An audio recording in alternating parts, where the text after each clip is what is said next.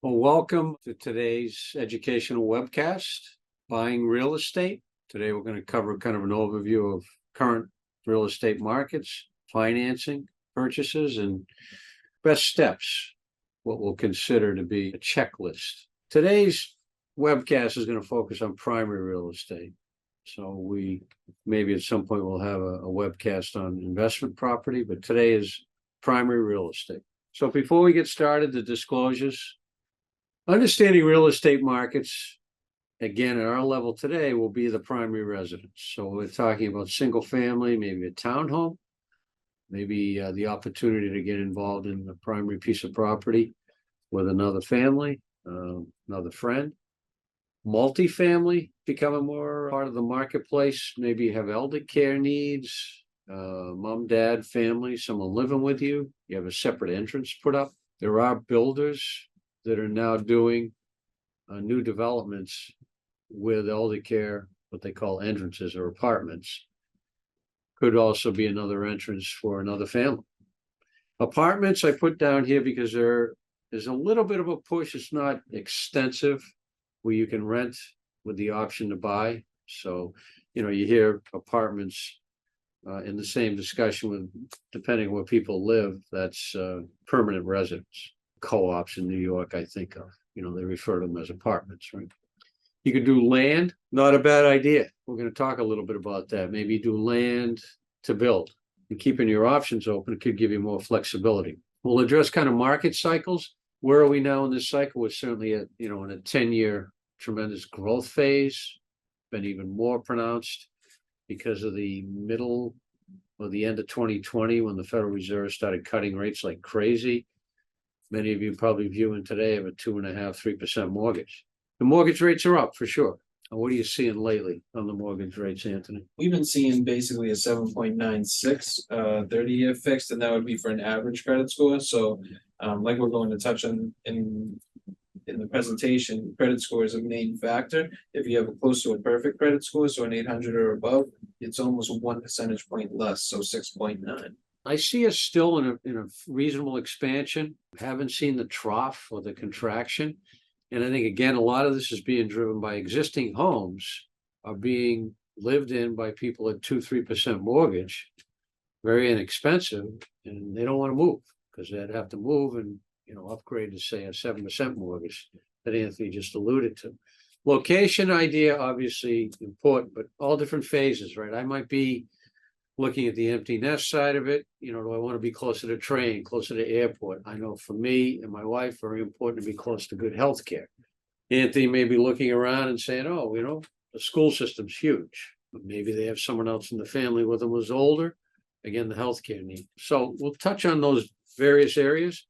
So moving forward, kind of preparing for this big purchase. It sounds straightforward enough on budgeting, right? And saving, and obviously get the pre-approval letter. Don't just get a verbal pre-approval, but get a pre-approval from the lender or the mortgage broker or the bank. But, kind of some budgeting app ideas for your phone, which I think make a ton of sense, and saving apps. What do you think, Anthony? I go with Mint as an app. They have a budgeting portion to this. It usually stores all your financial, I guess I would call it accounts, from retirement accounts to non-retirement accounts, so cash accounts. You can see anything from your net worth, and then also a budgeting portion as well.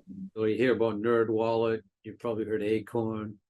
Honeydew is becoming more popular. I know every Saturday I got a big Honeydew list at my house. But you get the idea. And why we're suggesting the idea of a phone app is I think it is important that you have the ability to look at it. Not every hour on the hour, but maybe on the weekend that's a project. You take a half hour with your wife or spouse, significant other, and go through it. Look at, hey, here's where we're at. We're trying to save for the house. I think our expenses need a little cut here, but here's the latest. So let's break it down a little more. Budgeting for the primary purchase. Again, we use the examples of the single family, the townhouse, the multifamily. Maybe it's an apartment dwelling with the option to buy, maybe land and new construction. Any way you approach this primary purchase, the number 30% should be your baseline when you're talking about what to calculate for your monthly payment to purchase the primary piece of property. I'm going to use the example 500,000 is the home you purchase. Let's say you have a combined income in the house, your take home is 7,000 a month. What this math is telling you is 30% of that 7,000 or 2,100 should be used within a range for your mortgage payment, principal interest, your house insurance, taxes. If you put generally less than 20% down payment, you are going to have private mortgage insurance. That's a little bit of a planning issue, but it's difficult, right, to come up with the 20%. If you're $500,000 property, that's $100,000. So maybe you get in for 10%. You're gonna have mortgage insurance, maybe it's anywhere from $100 to $400 extra payment. That's just to protect the lender in the event you default, in the event there's a crisis like in 08, where the value of property falls below the lender's position or the lien they have on the house.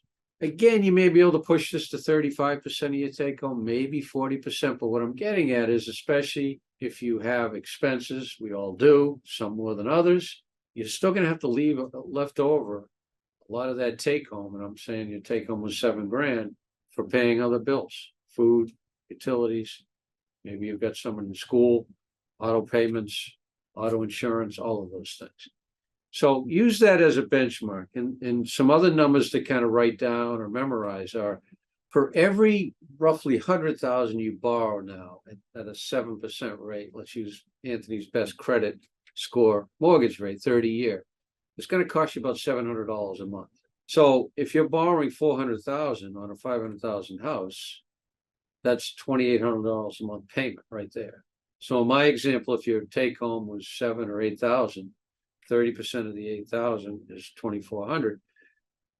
In theory, you're not able to come up with enough money to make that monthly mortgage payment. There are variable rates you could use. I mean, what are we seeing for variable rates these days?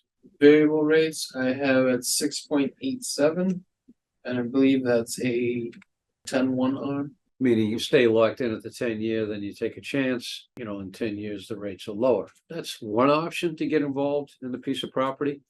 But I think just keep in mind that, obviously with interest rates increasing, your payments go up, but it is important to understand the factors that you have to take into account based on your take-home pay and what the lenders like to see, what percent of that pay you're going to use to pay your primary home maintenance. Let's look at saving for a home. A lot of different factors here. Don't just think, geez, I got to come up with the down payment 10% or 5% or 15% or what have you. Well, there's also all these contingencies, right? If you have less than, rule of thumb, 20% down payment, you're going to have private mortgage insurance. I mentioned why the lenders do that. But that's an added fee on top of your monthly payment. Closing costs, working to the right. This is not just the attorney fees, the escrow for your taxes, maybe the inspection you have on the home. This is also going to be the real estate agent fee. Some of you might say, well, I'm just going to go to Zillow Direct, Redfin Direct. I'll do this myself, or I know a friend that's selling their property. There's opportunities to do that. But I would suggest a good, experienced real estate broker is going to run you anywhere from 3 to 5% commission on the sale. But they should be worth that fee. They should be experienced. They should understand the market, the MLS listings, the comparability sales. Factor in moving expenses, right? If you're renting now or you're extending your home size, you're going from a smaller home to a larger home, you still got a lot of stuff you got to move, right? Not just furniture, you got other items you got to pack up. So moving can be $3 to $5,000 anyway. Talk a little bit on renovations. The reason to spend a little extra time on this, I think this is an opportunity for a first-time buyer, or maybe somebody making a downsize move or moving to a different state. Maybe the way you get something more affordable is the 3 levels of kind of renovation, I call it. The top level is no one's been looking at this piece of property in a nice neighborhood because it has terrible curb appeal. But you like the idea, you're not afraid of it, people in the trades, you're willing to spend a little extra time on the house. But this is, a serious renovation would be, we all probably watch some of those HGTV shows, DIY shows, right? They're a little obviously marketed, but the concept's the same, right? I mean, you got to fix it up, or you could spend $75 a foot for the whole new window, the new bath, the new kitchen, the new roof, the new siding, the new landscape. But that might get you into a neighborhood, get you into an area that you normally wouldn't be able to get into if the house was already kind of turnkey ready. I would carry the $75 a foot. So in a 2,000 square foot house, that's 150,000. It's a lot. But again, that's one option. Option B on the renovation, maybe a little less, right? You need paint on the outside, new roof, landscape's tough. Maybe just do a bathroom, floors, paint on the inside, paint on the outside. Maybe that's more in the $30 range, $35 range per square foot, which is how I would budget this. So that on a 2,000 square foot house might be 70 grand. The third layer of renovations, just some touch up, maybe re-landscape a little bit, repaint inside, floors done, maybe that's $15 a square foot. So now you're able to do that for 30 grand. But I think you get the idea. Renovation, I think, will always be there, even in the brand new home, which we'll talk about. So let's talk about getting pre-approved. Some ideas here, Anthony, on the pre-approval, what to do? The mortgage lender's obviously going to look into your pay stubs, your tax returns, also any bank statements from any other maybe cash accounts, retirement accounts. Especially if you've had a Roth for over 5 years, you can use some contributions for that as well. Yeah, they're going to look also, it's basically their way of assuring themselves that you'll be able to pay off the mortgage. So any thoughts on, like you mentioned, Mint as an app, that you could show that maybe to the lender, or are they going to, you think more want documents? They'll more want documents, but it is a good place to have everything for yourself. So it'll be easy. There's a click of a button to take you to that institution where you're holding your cash accounts, and then you can easily go to that certain site and then get your statements. So it makes it easier for yourself, but I don't think it's applicable to show to a mortgage lender. So good overview there, but again, we keep stating this pre-approval, get it in writing. Know what may have occurred on the credit. Maybe you're divorced, maybe you're remarried, maybe you got married later, and a couple, 3 jobs ago, there was an oops, on a credit card. You want to make sure you understand all that stuff, because you should be able to clean up a lot of it. So let's talk about getting the real estate agent, the real estate broker. Some tips on this, Anthony, in terms of what to look for? Yeah, so I think it's important. It's just a few slides ago, Dave touched on most of them, where, you're looking for experience, you're looking for credentials, familiarity with the local market is also important, track record, communication, and then also cost. Dave spoke, it was about 3% to 5%. That's where you should really be looking into. I'd also say, if you have, I know a lot of people will go with maybe a close friend or relative, just make sure that they hit all these boxes if you're going to move forward with someone like that. Yeah, good point, Anthony. I mean, you want to get as impartial a view, right? Independent of view on the market as you can. So the idea behind, maybe even a non-friend, non-family real estate broker will help. So let's, get a little more into the search of a home. So home search sounds straightforward enough. Hire the agent, we'll go to open houses, we'll drive around, but I think you want to do a little upfront work, just like we keep talking about pre-approval, have your budget in order, have your savings in order, have things organized. The Zillow and Redfin are godsends, right, to the real estate market. We had a meeting this week with a client, I think it was Tuesday, and she had just gotten a property with her fiance. It's amazing what you could see with Zillow. I mean, Anthony's far better on this than me, but we had a GPS camera going. We could go around the neighborhood. We could see different structures. Then there was also a way to get inside the home with a camera, kind of move around floor to floor, room to room. What a great way to kind of do a little fact finding, right? So you don't waste 6-hour day going to just drive around. Having said that, once you kind of isolate certain areas of a town, maybe certain towns, certain values in the town, then there's no substitute for going and having an open house visit. No substitute. But again, with the good real estate broker, as Anthony's alluded to, let them refine the search. It really doesn't make sense to go see 12 or 15 houses in one day. That just doesn't make sense. Maybe you do 3 to 5, maybe they're all a little different, but you get the idea up front, you've done some homework. So very helpful sites, So now we're getting to a point, you've identified a piece of property, you like what you see, you make an offer. So, to be careful on the offer. And again, if you're being advised by a real estate agent, they will tell you, don't make this bottom offer. In other words, if the house is listed at 625, don't make a $500,000 offer unless you've seen something before the inspection that leads you to believe there's some real issues going on. What you're going to do is wait after the offer is accepted. Then under the purchase agreement, here's where it starts the inspection, starts the deed, the title search, all the different things you got to have looked at. So have a reasonable offer in mind. And I will tell you, I have not been hearing much different of late, and that is above the ask or at the ask is where a lot of properties are still going for.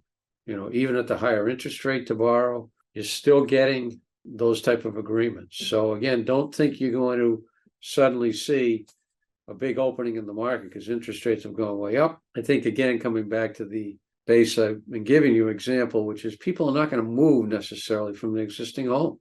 If they got 2 or 3% mortgage money, they'll improve their property. So the inventory is lower, supply demand, right?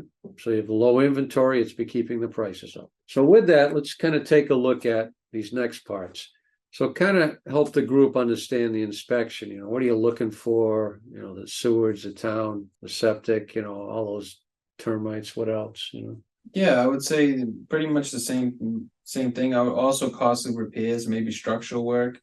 Structural work is something that probably the most costly if you can even do anything at all. So it's something that's just real important to have a home inspection. Just to get also, I believe it will show all the immediate repairs and how much they will cost.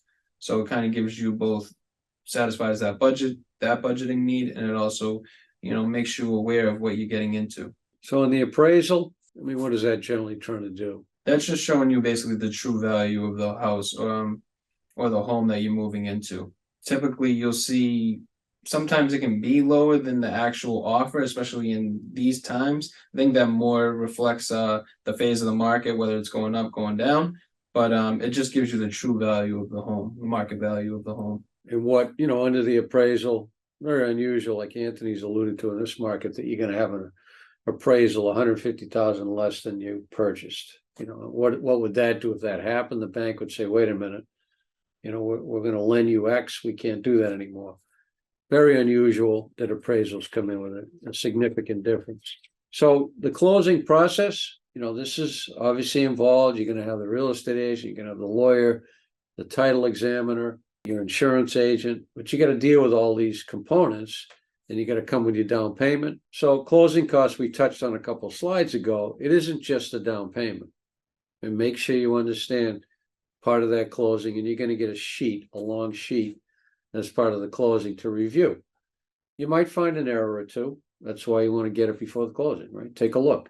Why is that line item say this house insurance cost? You thought it was lower or higher? Why does this line item say the particular lawyer fee when you were quoted a different amount?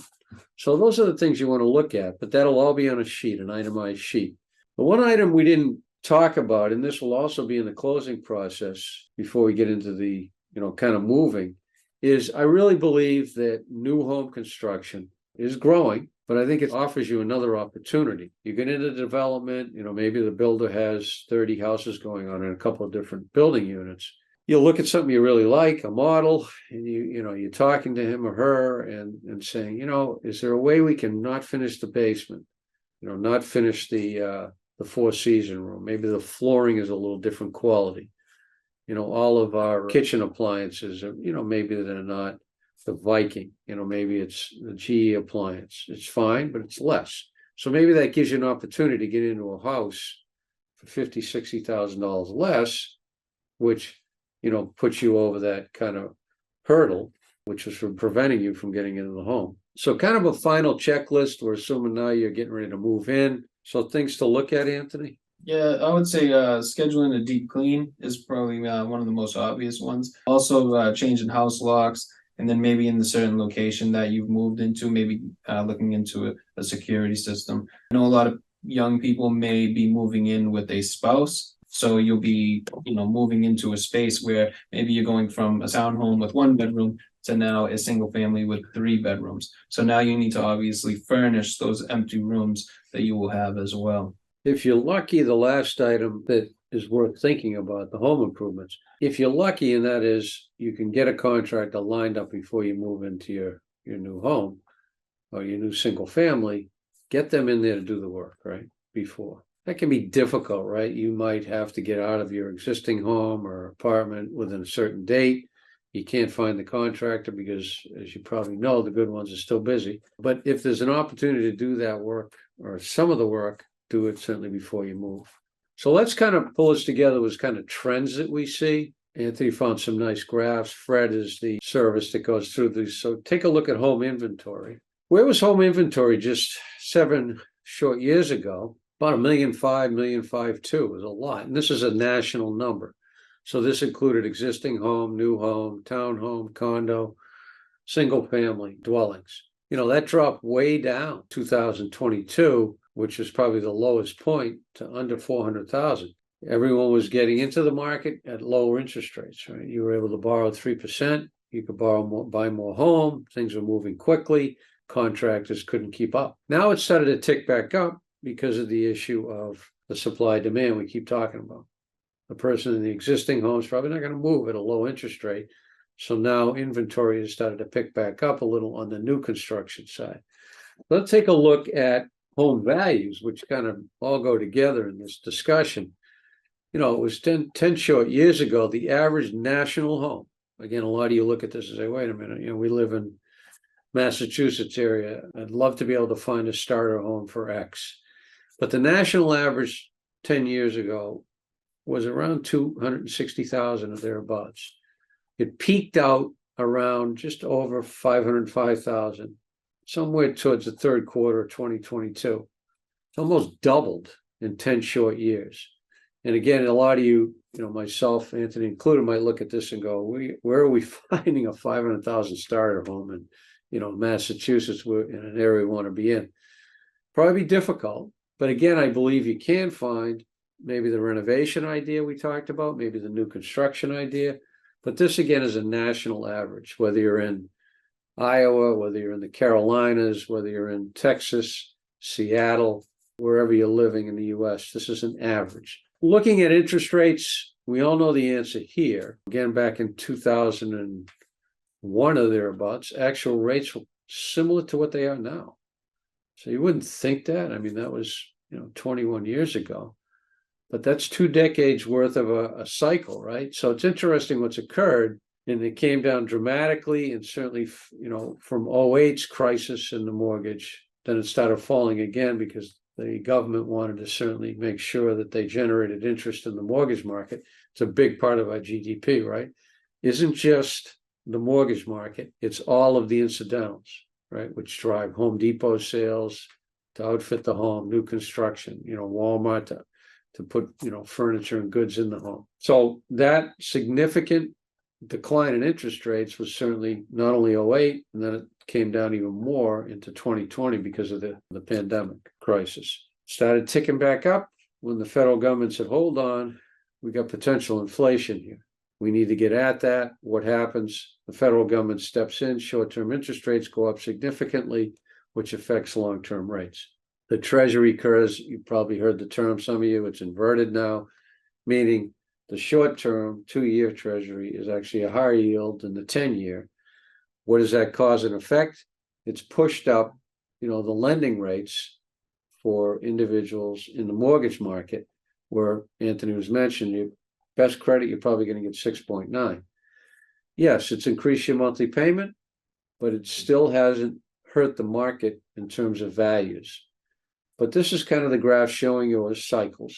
Interestingly, we're probably back to close to where we were 21 years ago. Next, to kind of take a look at new home construction, what are you seeing here, Anthony, in terms of the cycle? Since I'd probably point my attention to the close to pre-pandemic, almost to 2020, to where it was almost stagnant or a slight uptick.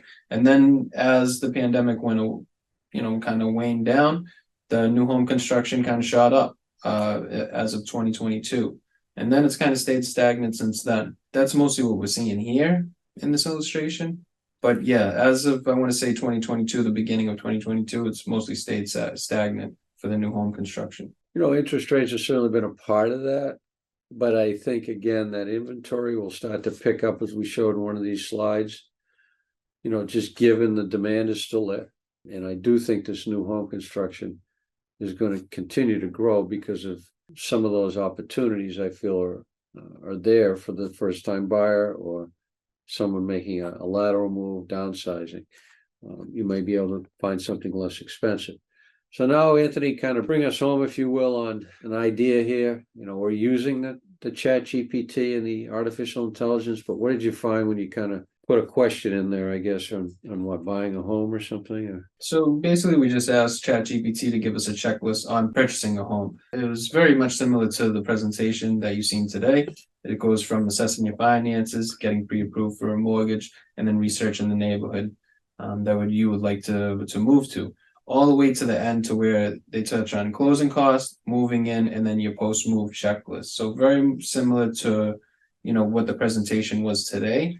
I would say that doesn't get in depth. So that's something that you would probably need to, check in with a financial professional or even a real estate professional, because they could give that more in-depth and precise, I guess we call it research. So good, very helpful. Don't discount the idea behind this engine, if you will. It's a very useful resource for any type of research. We're talking today about, the primary home. And again, the fact finding up front is going to save you a lot of time as you prepare. So with that, I want to thank everybody for being a good audience.